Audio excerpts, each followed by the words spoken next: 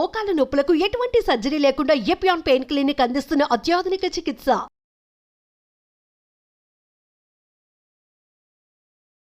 Welcome to Suman TV. Vitamin tablets, multivitamin కావచ్చు, లేదంటే ఏదైనా ఒక విటమిన్ డెఫిషియన్సీ వచ్చిందంటే కనుక ఆ సప్లిమెంట్ అనేది తీసుకుంటూ ఉంటారు. సో ఇవి ఎంతవరకు సేఫ్? విటమిన్ టాబ్లెట్స్ వాడడం మంచిదేనా? వివరాలు తెలుసుకుందాం. మీరు మనతో పాటు ఉన్నారు ప్రముఖ యోగా గురు యోగిని అరుణాదేవి గారు. మేడం నమస్తే. నమస్తే మేడం, ఏదైనా ఒక డెఫిషియన్సీ వచ్చిందంటే సో దానికి సంబంధించిన విటమిన్స్ ఇలాంటి సప్లిమెంట్స్ అనేవి తీసుకుంటూ ఉంటాం. కానీ సింథటిక్ ఇవి వాడడం వల్ల చాలా రకాల అనారోగ్య సమస్యలు వస్తాయి. సో ఈ డెఫిషియన్సీ ఉందని వాడితే వచ్చే అనారోగ్య సమస్యలు వేరే అంటున్నారు. ఏం చెప్తారు దీని గురించి? మీరు చెప్పారు, ఇప్పుడు విటమిన్స్ లో మనకి దొరికే దాంట్లో రెండు ఉంటాయి.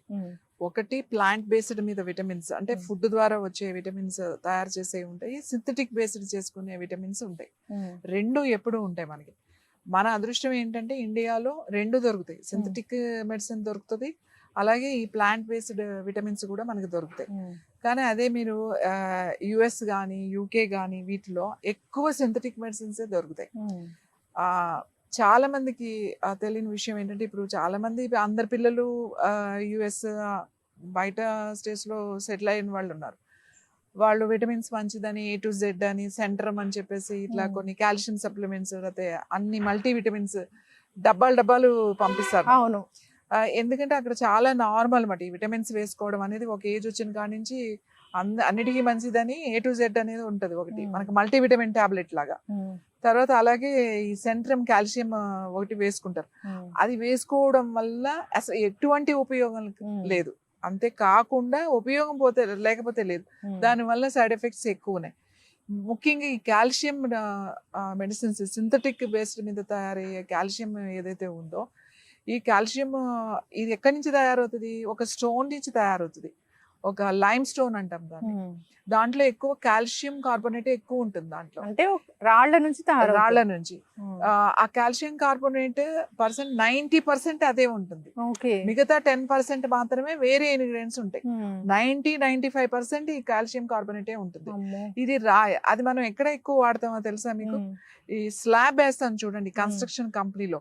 ఈ స్లాబ్స్ వేసేటప్పుడు అందులో ఆ స్టోన్ వాడతాం.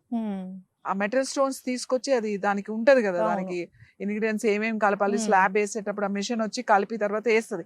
ఎందుకు? గట్టిగా ఉంటుంది అని. స్లాబ్ ఎంత గట్టిగా ఉంటే అంత మంచిది అని. అలాంటి కాల్షియం కార్బోనేట్, అలాంటి లైమ్ స్టోన్ లో ఇంచి తీసిందే ఈ సింథటిక్ కాల్షియం. సో చూడండి మనం ఏం తీసుకుంటున్నాం. ఎలాంటి ఆ కాల్షియం తీసుకోవడం వలన మనకి ఉన్న కాల్షియం కూడా తగ్గిపోతుంది. ఒకటి, కాల్షియం వచ్చేది ఎలా ఉంటే అది బోన్స్ గట్టిగా అవడం కాదు. ముందు మనకు వచ్చే ప్రాబ్లం ఏంటంటే కిడ్నీస్ లో ప్రాబ్లమ్స్ వచ్చేస్తాయి. కిడ్నీలో ముందు స్టోన్స్ తయారయ్యేది ఈ సప్లిమెంట్స్ తీసుకునే వాళ్ళకి. ఎప్పుడు ఏయో సప్లిమెంట్ తీసుకుంటా ఉంటారు, అది మంచిది ఇది మంచిది. పిల్లలకు కూడా వేసేస్తారు. అవును, ఈ గ్రోయింగ్ ఏజ్ లో మా పిల్లలు బాగా హైట్ అవ్వాలి, కాల్షియం బాగా సప్లిమెంట్స్ ఇస్తే మంచి హైట్ అవుతారు. చాలా మంది అవి సజెస్ట్ చేస్తారు కూడా, కాల్షియం వాడండి హైట్ అవ్వడానికి, లేకపోతే బోన్ స్ట్రాంగ్ గా అవ్వడానికి సప్లిమెంట్స్ ఇచ్చేస్తూ ఉంటారు. బాగా మనకి కాల్షియం డెఫిషియన్సీ ఉంది, బాగా డెఫిషియన్సీ ఉంది అని చెప్పేసి హై పొటెన్సీ ఇచ్చేస్తారు. ఇవన్నీ కూడా తీసుకోకూడదు. ఖచ్చితంగా కిడ్నీ ప్రాబ్లమ్స్, కిడ్నీ ఇన్ఫెక్షన్స్ రావడానికి, కిడ్నీలో స్టోన్స్ పెరగడానికి, స్టోన్స్ వచ్చి మళ్ళీ వేరే ఆ ఇన్ఫెక్షన్స్ రావడానికి అవకాశం ఉంటుంది. మీరు చాలా రీసెర్చ్లో ఇక్కడ ఆ స్టోన్స్ ఏవైతే రిమూవ్ చేసిన స్టోన్స్ ఉంటాయి కదా, పెద్ద పెద్ద స్టోన్స్, అసలు ఈ స్టోన్స్ ఎలా తయారైనవి అనేది కనుక చూస్తే అది మొత్తం ఈ కాల్షియం కార్బోనేట్తోనే ఉంటుంది. మన బాడీలో సహజంగా స్టోన్స్ ఫామ్ అయ్యే అవకాశం ఉంటుంది. దాంట్లో మనం రీసెర్చ్ చేసినప్పుడు దానికి దీనికి ఏంటి డిఫరెన్స్, ఎందుకు అసలు ఈ కొత్తది ఎక్కడి నుంచి వచ్చింది మన బాడీలోకి అని చూస్తే ఈ సప్లిమెంట్ వలన ఇవి వస్తున్నాయి అనేది. అసలు ఈ పదార్థం మన బాడీలోకి ఎలా ఎంటర్ అయింది? కాంక్రీట్. అవును, మనం మామూలుగా చెప్పాలంటే ఒక కాంక్రీట్, అది మన స్లాబ్స్ కి కాంక్రీట్ మన బాడీలోకి ఎలా వచ్చింది అని అంటే ఈ సప్లిమెంట్, ఈ కెమికల్ ఇది మాట. కాబట్టి మీరు కొనుక్కునేటప్పుడు సప్లిమెంట్ దాని మీద చదవండి ఏమి ఇంగ్రీడియంట్స్ ఉంటాయి. ఇది మనకు చదవడం రాకపోతే ఏదైనా వచ్చిన వాడికి ఏం రాస్తున్నాయో అని అడగాలి. మేడం, డాక్టర్స్ ప్రిస్క్రైబ్ చేసేవే కదా ఇవి? డాక్టర్స్ చాలా మంది ప్రిస్క్రైబ్ చేస్తారు, కానీ చాలా మంది డాక్టర్స్ మంచి సప్లిమెంట్స్ వాళ్ళు చెప్తారు, ఈ సప్లిమెంట్స్ వాడండి అని. కానీ ఎక్కువ ఇప్పుడు మీకు తెలుసు కదా ఫార్మా గురించి, ఆల్ మల్టీవిటమిన్స్, కాల్షియం అనే కాదు, మీరు మల్టీవిటమిన్స్ టాబ్లెట్స్ లో కూడా అంతే, అన్ని ఆర్టిఫిషియల్ సింథటిక్ వేసుకుంటాం. అందుకే అవి వేసుకున్నప్పుడు బాగుంటుంది, అవి ఆపేసినప్పుడు మళ్ళీ డెఫిషియన్సీ వచ్చేస్తుంది. ఇప్పుడు ఐరన్కి వేసుకుంటున్నాం మనం, ఐరన్కి వేసుకునే టాబ్లెట్స్ లో ఈ సింథటిక్ సప్లిమెంట్స్ లో మీకు కాన్స్టిపేషన్ వచ్చేస్తుంది, విపరీతమైన కాన్స్టిపేషన్ వస్తుంది, పైల్స్ ఫిషర్స్ కూడా వచ్చేస్తాయి. ఈ కాన్స్టిపేషన్ వచ్చినప్పుడు ఎక్కువ ప్రెషర్ ఇస్తారు కదా, ముక్కుతారు కదా. ఎందుకు ముక్కుతారు అంటే ఈ మలం ఉంది కదా, ఈ స్టూల్ ఏమైతుంది అంటే గట్టిగా అయిపోతుంది. ఎంత గట్టిగా చేసేస్తుంది అని అంటే ఒక రాళ్ళు లాగా చేసేస్తుంది అనమాట. అది మనం ఫోర్స్ చేస్తేనే కానీ అది బయటికి రాదు. అంత ఫోర్స్ చేసినప్పుడు అది గట్టిగా అయిపోయింది కదా, ఆ రెక్టమ్ వాల్స్ ని చీరుకుని బయటకు వస్తుంది. అలా చీరుకుని బ్లడ్ పడడం, తర్వాత అది ఫిషర్స్ గా మారడం, తర్వాత పైల్స్ రావడం, ఈ చాలా ప్రాబ్లమ్స్ వస్తాయి. డెఫిషియన్సీ ఉంటే సప్లిమెంట్ వాడాలి, కానీ మనకి మంచి సప్లిమెంట్స్ కూడా ఉన్నాయి. ఆయుర్వేదాలో ఉన్నాయి మంచి సప్లిమెంట్స్, హోమియోపతిలో మంచి కాల్షియం సప్లిమెంట్స్ ఉన్నాయి, ఐరన్ సప్లిమెంట్స్ ఉన్నాయి, సిరప్స్ ఉన్నాయి, చాలా ఉన్నాయి మనకి అందుబాటులో ఉన్నాయి.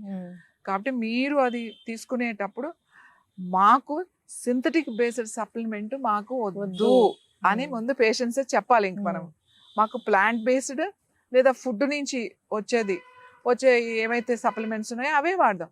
మనకి ఇవాళ వేసేసుకుంటే రేపటికి ఏం వచ్చే అక్కలేదు కదా, రోజు వాడితే ఒక 40 రోజులు వాడితే రిజల్ట్ వస్తుంది. గ్రాడ్యువల్గా మనకి పెరగాలి. సో ఏ కేసెస్లో ఇవి వాడాల్సి వస్తుంది? ఎమర్జెన్సీ కేసు అంటే చూడండి, సడన్ గా మనకి బ్లడ్ డౌన్ అయిపోతుంది, కొంతమందికి 5-4లోకి వెళ్ళిపోయింది అనుకోండి, అప్పుడు అడ్మిట్ చేసేయాలి హాస్పిటల్లో. ఇమీడియట్ గా మనకి ఇంప్రూవ్ కావడానికి ఒక 2 ఇంజెక్షన్స్ తీసుకోవాల్సింది. తర్వాత నువ్వు మళ్ళీ అవే తీసుకోకూడదు. తర్వాత మీరు మళ్ళీ ఫుడ్ ద్వారా, డైట్ ద్వారా సప్లిమెంట్స్ అనేవి మనకి కొన్ని హార్మోన్స్ కానీ, కొన్ని విటమిన్స్ కానీ, కొన్ని ఎంజైమ్స్ కానీ ఓన్లీ ఫుడ్ ద్వారానే వస్తుంది. అది గుర్తుపెట్టుకోవాలి. మనం అన్ని రకాల ఫుడ్స్ మన మీల్లో మనం వచ్చేటట్టుగా మనం చూసుకోవాలి. ఇది చాలా ఇంపార్టెంట్. ఆర్టిఫిషియల్ దాని మీద రాసి ఉంటది కానీ మనం చదవం. ఎప్పుడు డాక్టర్ గారు ఇది ఇచ్చారు, ఈ సప్లిమెంట్ మంచిది అని చెప్పి మనం వేసేసుకుంటాం. అసలు ఎప్పుడు అది దేంతో తయారు చేశారు అనేది మనం ఆలోచించాం. కానీ ప్లాంట్ బేస్డ్ అయితే మనకి చాలా చాలా మంచిది. సింథటిక్ వాడడం వల్ల చాలా ఇష్యూస్. ఇప్పుడు కొత్త రీసెర్చ్లో ఈ కెమికల్ అసలు బాడీలోకి ఎలా వచ్చింది అనేది అర్థం కావట్లేదు. రీసెర్చ్లో చెప్పినవే ఇవన్నీ కూడా. అందుకే US, UK ఈ కంట్రీస్లో తయారయ్యే సప్లిమెంట్స్ కంప్లీట్ సింథటిక్ సప్లిమెంట్సే. చూడండి ఎంత వెయిట్ ఉంటాయో అవి. ఇప్పుడు కాల్షియం సప్లిమెంట్స్ తీసుకుంటే డబ్బా చాలా వెయిట్ ఉంటుంది. ఎందుకంటే అదంతా రాళ్లే కదా, అదంతా ఒక స్టోన్ నుంచి తీసుకొచ్చింది. ఆ 95% రాయి అది, కాబట్టి అంత బరువు ఉంటుంది. ఆ కాల్షియం సప్లిమెంట్ బరువు ఉండాల్సిన అవసరం లేదు, రాళ్ళైతేనే బరువు ఉంటుంది.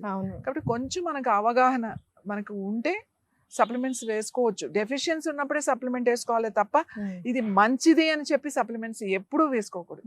ఖచ్చితంగా మ్యామ్, చాలా చక్కగా చెప్పారు.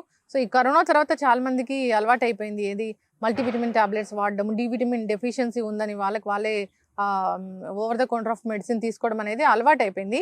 సో కాల్షియం టాబ్లెట్స్ కూడా చిన్నప్పటి నుంచి రకరకాల డబ్బాల్లో వచ్చేవి. సో అదేదో సంథింగ్ ఫ్లేవర్స్ కూడా ఉండే కాబట్టి అది కూడా అలవాటు అయిపోయింది. కానీ ఆ సింథటిక్ అనేది మంచిది కాదు. సో ప్లాంట్ బేస్డ్ అండ్ మనకు న్యాచురల్గా దొరికేవి ఆయుర్వేద పరంగా ఉన్నవి వాడుకోవాలని కోరుకున్నాము. సో ఏదైనా డెఫిషియన్సీ ఉంటేనే వాడుకోవాలి. చాలా చక్కటి ఇన్ఫర్మేషన్ మ్యామ్, ధన్యవాదాలు.